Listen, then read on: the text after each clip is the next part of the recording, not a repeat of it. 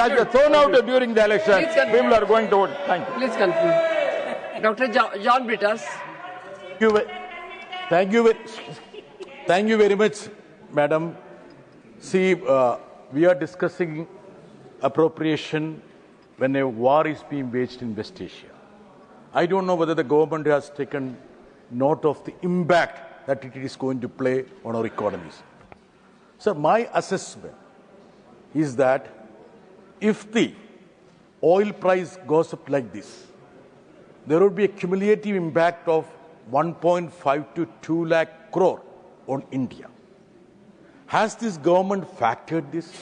Honorable Civil Aviation Ministry is here. The entire civil aviation sector is disrupted.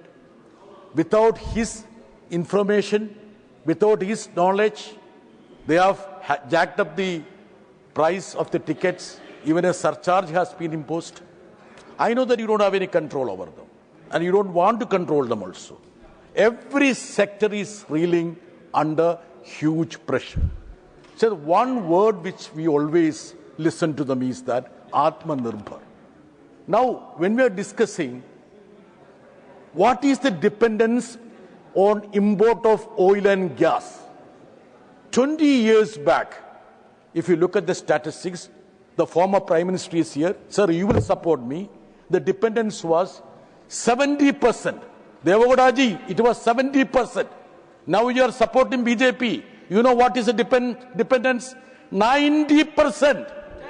They talk in terms of Atmanirbhar, whereas the dependency on oil and gas has gone up to 90%. What were they doing?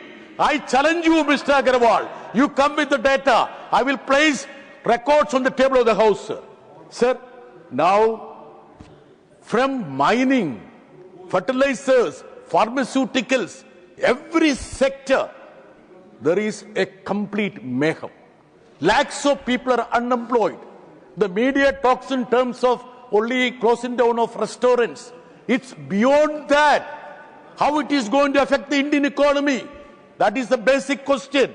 Now, Madam, the remittance is something like 16 lakh crore.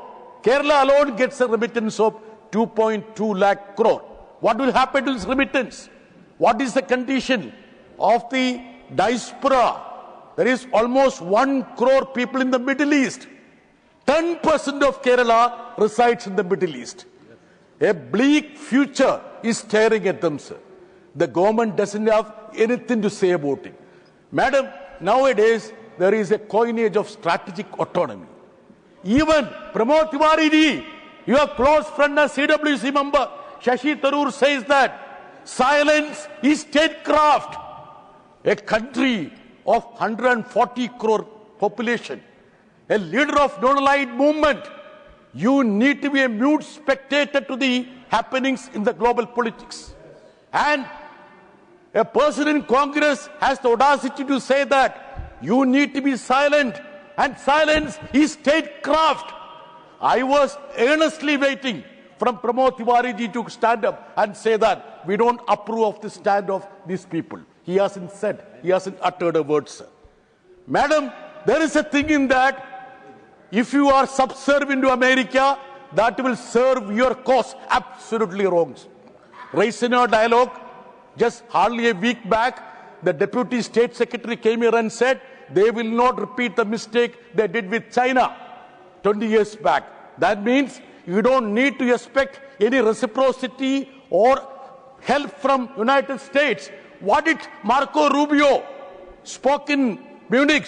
He said that the Western hegemony, dominance will not cease. They will not stop with the civilization. They will not stop with the colonization. And even now we think that, see, abject surrender to America's interest will help our economy. Madam, let us be very clear about it. We need to speak up against this immoral, illegal war. When 165 children were killed in a bomb attack in a Tehran school, I expected the government to stand up and speak. When the supreme leader of Iran was assassinated, I thought there would be a condemnation from this government. Whereas the advisors of this government advised that condolence, that is a belated condolence, is sufficient. No need of a condemnation. What did Jawaharlal Nehru talked about foreign policy? We will not forfeit the hard-won freedom for any material benefits. The so-called disciples of Jawaharlal Nehru needs to think about the words spoke by Jawaharlal Nehru on foreign policy.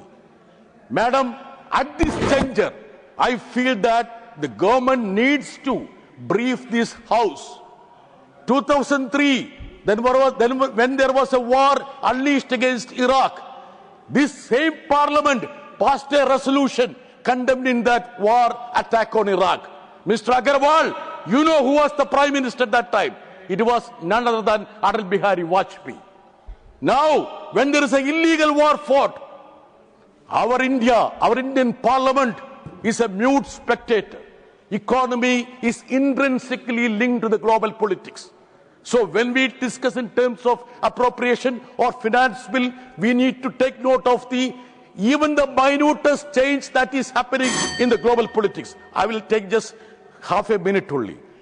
Madam, I want the finance minister to come forthright about the impact this war is going to have on Indian economy.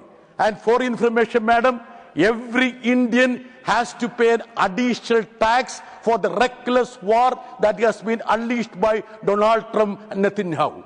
And our country was seen as a cheerleader just before 48 hours when this war was triggered and unleashed. Our Prime Minister was seen hugging and embracing Netanyahu.